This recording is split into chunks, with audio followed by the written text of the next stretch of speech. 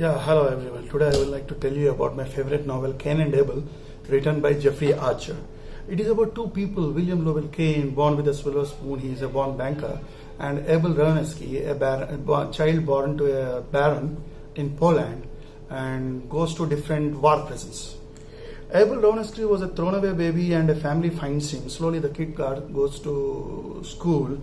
His grades at school made him famous that the baron summons for him to befriend his son in the castle. After that, Abel Roneski goes to the baron and be friend of the baron's son, eats with him, reads with him, and lives with him, and also plays with him. In the meanwhile, war broke out, and the baron of the Poland was put in captivation in a dungeon, along with all inmates of the castle.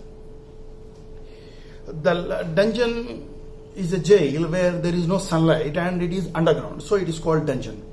The only sunlight in dungeon was when the soldiers brought the prisoners some food. Abel Roneski used to distribute this food among the prisoners equally and also used to learn from the baron. Slowly, the health of the baron deteriorated. In that time, Abel Roneski was given the sign of the baron, was handed over the sign of the baron. He held it on his right hand. Since he was a child, he used to keep it secretly in his shoulder. So after the death of the baron, the prison was vacated and the war prisoners were taken to some other prisons. Slowly they were distributed around the world, around the Europe.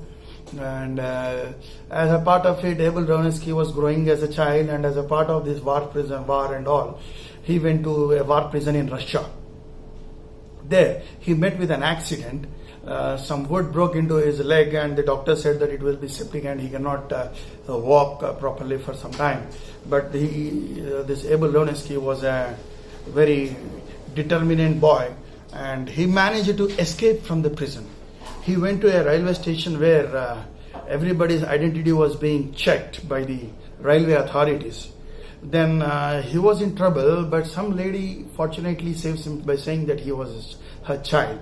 She took him to her house, gave him some food and all. She wanted to adopt him, but her husband didn't accept it, so he has to leave the house. Then he goes to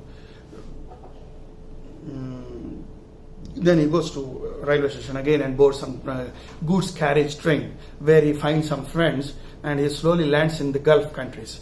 So he was feeling hungry, and on the advice of his friends, he manages to steal some oranges from the daily market.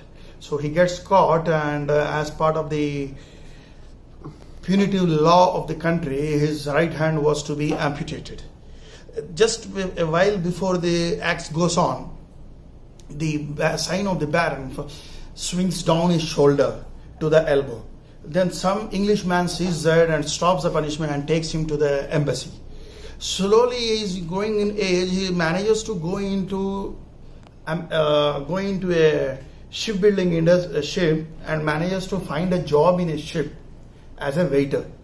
The ship was bound to United States of America. By the time he reaches the shore in America, his passport was almost damaged. It was hardly readable. Somehow he managed to slip into America. He finds a job in a restaurant as a waiter. So while serving drinks and other meals to the customers of the restaurant, he overhears them and learns some financial principles from them and starts investing in stock. Slowly, by the age of 50, he becomes the owner of a chain of hotels in America. Thereafter, he gets married and he gives birth to a girl child who again entrepreneurs and starts a flower market along different towns of America. So this story tells me that a person should not lose hope, whatever might be the situation. Whatever might be the direst of the dire situations, the person always has a ray of hope. It is the duty of the person to search and find the ray of hope. It might be another friend, an opportunity, or anything else. But the ray of hope is only available to those people who search. And also this novel taught me that America is the land of hope to everybody, and everybody's dreams come true. Thank you.